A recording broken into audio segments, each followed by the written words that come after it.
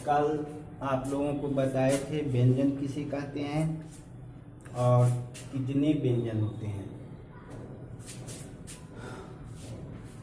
आज व्यंजन के प्रकार के बारे में बताएंगे। मुख्य रूप से व्यंजन 3 प्रकार के होते हैं।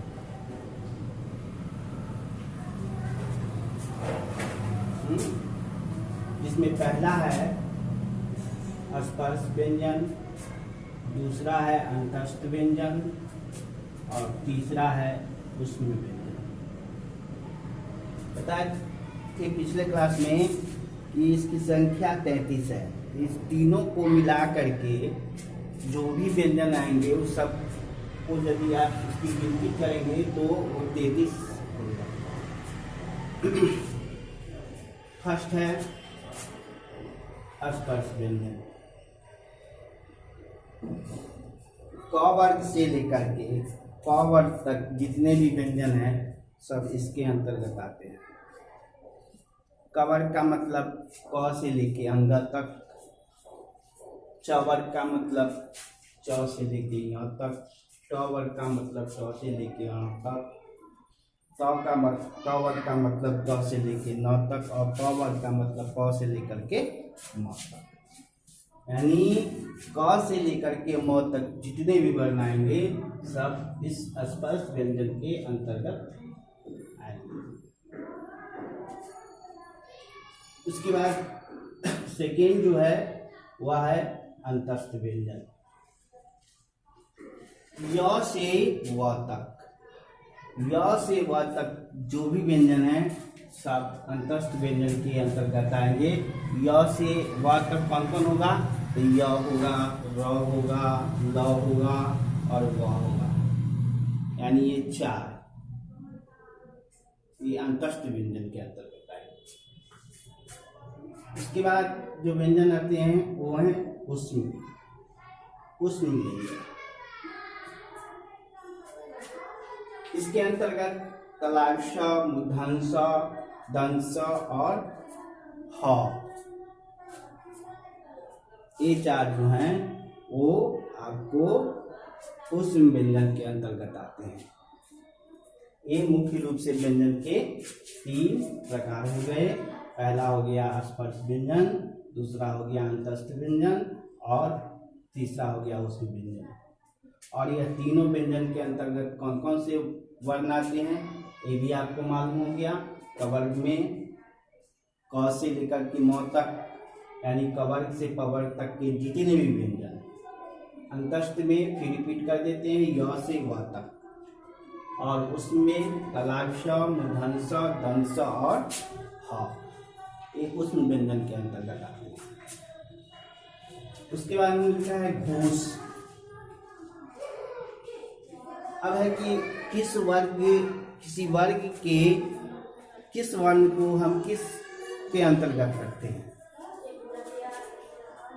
घोष वर्गों के तृतीय, चतुर्थ और पंचम वर्ण और य, ल, व और ह को हम घोष वर्ण के कहते हैं या घोष वर्ण के अंतर्गत इसको हम रखते हैं। अब कहिए कि वर्ग का तृतीय, चतुर्थ और पंचम किसी भी वर्ग का, मान लिया हम क वर्ग लिखते हैं तो क वर्ग में क्या कौन कौन आएगा? क आएगा, ख आएगा, ग आएगा, घ आएगा और अंग आएगा। एक क वर्ग के अंतर्गत आएगा। और इसका क्या है कि तृतीय, चतुर्थ और पंचम। तृतीय ग हो जाएगा, चतुर्थ इसका घ हो जाएगा और पंचम अंग हो जाएगा। यानी ग, घ और अंग या घोष वर्ण कहलाएगा। इसके साथ ही य, र, ल और व इसको भी घोष वर्ण के अंतर्गत रखेंगे। उसके बाद है अघोष वर्ण। अघोष वर्ग का प्रथम और द्वितीय वर्ण जो होता है उसके साथ साथ तलाक्ष, मूर्धन्य और दंश इसको हम अघोष वर्ण के अंतर्गत रखते हैं। वर्ण का प्रथम और द्वितीय, यानी ये यदि क वर्ग है तो क और ख, ये इसको अघोष वर्ण के अंतर्गत रखते हैं। उसके साथ साथ बताया तलाश, मूर्धन्य और दंश। इसके बाद है अल्पप्राण, वर्गों के प्रथम, तृतीय और पंचम। प्रथम, तृतीय और पंचम वर्ण को हम लोग अल्पप्राण वर्ण के अंतर्गत रखते हैं, और उसके साथ साथ य, र, ल और व। प्रथम जैसे कवर का प्रथम वर्ण क हो गया, तृतीय ग हो गया और पंचम अंग हो गया। इसको हम अल्पप्राण के अंतर्गत रखेंगे। फिर हम देखते हैं कि अल्पप्राण के बाद महाप्राण है। महाप्राण के अंतर्गत किस किस वर्ण को रखते हैं, तो कहा है कि किसी भी वर्ग का द्वितीय और चतुर्थ, इसके साथ साथ तलाश, मूर्धन्य, दंश और ह। तृतीय और द्वितीय और चतुर्थ, मान लिया हम च वर्ग लिखते हैं तो च, छ, ज, झ और य, ये हो गया आपको चवर्ग। चवर्ग हो गया। इसका द्वितीय और चतुर्थ बन करता है, तो इसका द्वितीय छ हो जाएगा और इसका चतुर्थ छ हो जाएगा। इस दोनों को यदि हम किस वर्ण के अंतर्गत रखेंगे, इसको हम महाप्राण के अंतर्गत रख सकते हैं। और इसके साथ साथ तलाश, दंश, मूर्धन्य और ह, इसको भी रख सकते हैं। अब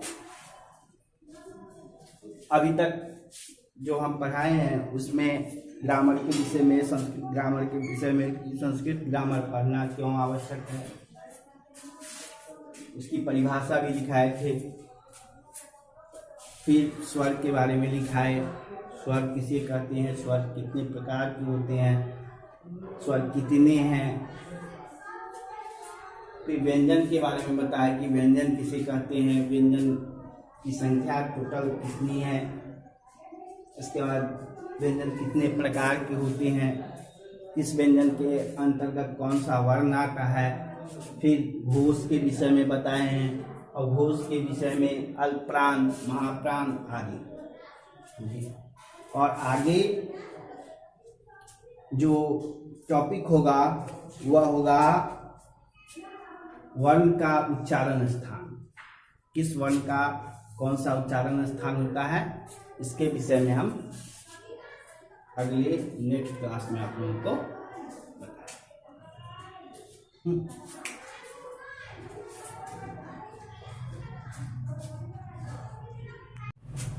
महाप्राण के बाद अब हम जो शुरू करने जा रहे हैं उसमें है वर्णों का उच्चारण स्थान, यानी हर वर्ण का एक अपना स्पेशल उच्चारण स्थान होता है, अलग अलग होता है। यानी हर वर्ण एक ही उच्चारण स्थान से नहीं बोले जा सकते, उसका उच्चारण नहीं हो सकता है। इसमें फर्स्ट पहला है अपु विसर्ज न्यानांग कंठ। इसका अर्थ हुआ कि अ, आ, कवर, ह और विसर्ग, इसका उच्चारण स्थान कंठ है। यानी यह इसका उच्चारण जो होता है वह कंठ से होता है, इसलिए एक कंठ वर्ण भी कहलाते हैं। अकु विसर्ज न्यानांग कंठ। अ, आ, कवर। कवर का मतलब पहले भी बताया है कि क से लेकर के अंग तक के जितने भी वर्ण हैं वो, और ह विसर्ग, इनका उच्चारण स्थान कंठ है। दूसरा है यूचु ईचु यशानांग तालु। हर्षी, दीर्घी, चवर, य और श, तलाश, इसका उच्चारण स्थान वह है तालु, इसलिए इसको हम तालव्य वर्ण भी कहते हैं। तालव्य वर्ण के नाम से भी इस बात को जानते हैं। जैसे आप उच्चारण करके देख लीजिए, ई का, हर्षी का, दीर्घी का, ये कहाँ से, किस हमारे शरीर के किस अंग से इसका उच्चारण है।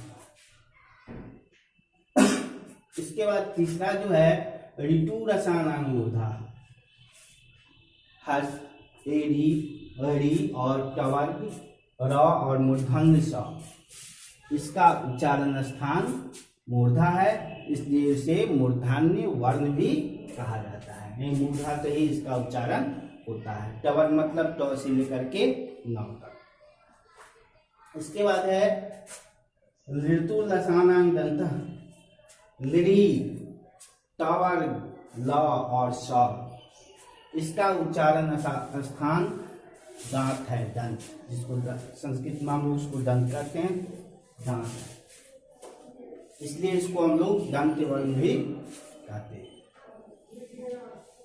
उसके बाद 5 नंबर जो है उपद्याम्यानांग मुष्ठव, उ, हर्षु, दीर्घु, पवर्ग का उच्चारण स्थान जो है वह ओष्ठ है, इसलिए ओठ, इसलिए इसको ओष्ठ वर्ण भी कहते हैं। इसके बाद है एतत्तो कंठ तालु, ए और ए का उच्चारण स्थान कंठ और तालु है, इसलिए यह जो कंठ और तालव्य वर्ण के नाम से भी जाने जाते हैं।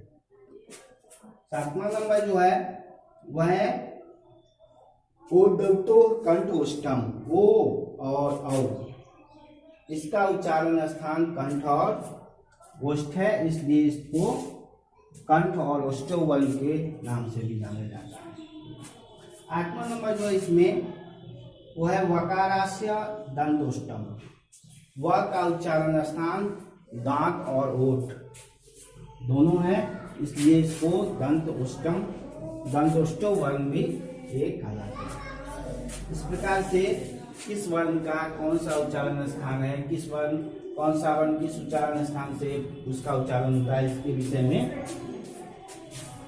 इसमें लिख दिया गया है। इसके अलावा म, अंग, य, इस सब का उच्चारण स्थान होता है।